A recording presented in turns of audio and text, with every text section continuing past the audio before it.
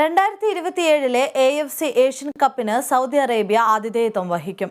Bahrain തലസ്ഥാനമായ മനാമയിൽ നടന്ന 33ാമത് AFC general അസംബ്ലിയിലാണ് തീരുമാനം.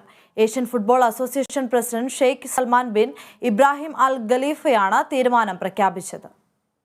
ഏഷ്യൻ നേഷൻസ് കപ്പ് സംഘടിപ്പിക്കാൻ 43 രാജ്യങ്ങളുടെ വോട്ടാണ് സൗദി അറേബ്യ സ്വന്തമാക്കിയത്. പലസ്തീനും തുർക്ക്മെനിസ്ഥാനും വോട്ടെടുപ്പിൽ നിന്ന് വിട്ടുനിന്നു. ഷെയ്ഖ് സൽമാൻ ബിൻ ഇബ്രാഹിം അൽ ഖലീഫയെ 2023 മുതൽ 2027 വരെ മൂന്നാം തവണയും ഏഷ്യൻ ഫുട്ബോൾ കോൺഫെഡറേഷന്റെ പ്രസിഡന്റായി FFC ജനറൽ അസംബ്ലിയിൽ നിർദ്ദേശിക്കപ്പെട്ടു. Saudi federation president Yasser bin Hassan Al മിഷ് അൽ 2023 മുതൽ 2027 കാലയളവിലെ ഫിഫ കൗൺസിൽ അംഗമായും തിരഞ്ഞെടുക്കപ്പെട്ടു. 2027 AFC ഏഷ്യൻ കപ്പിന് ആതിഥേയരായി തിരഞ്ഞെടുക്കപ്പെട്ടത് ചരിത്ര മുഹൂർത്തമാണെന്ന് സൗദി അറേബ്യയുടെ കായിക മന്ത്രിയും ഒളിമ്പിക് പാരാലിമ്പിക് കമ്മിറ്റി ചെയർമാനുമായ അബ്ദുൾ അസീസ് ബിൻ തുർക്കി അൽ ഫൈസൽ പറഞ്ഞു. രാജ്യത്തിന്റെ കായിക മേഖലയ്ക്ക് കൂടുതൽ ആവേശവും അഭിമാനവും നൽകുന്ന നിമിഷമാണ്.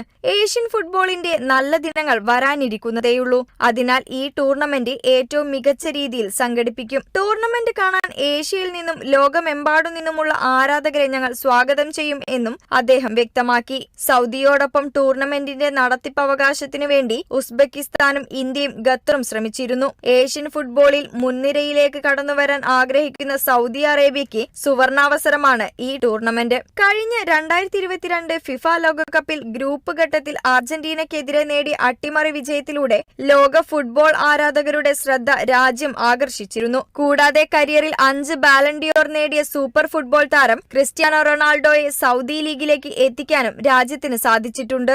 International desk, Kerala vision news.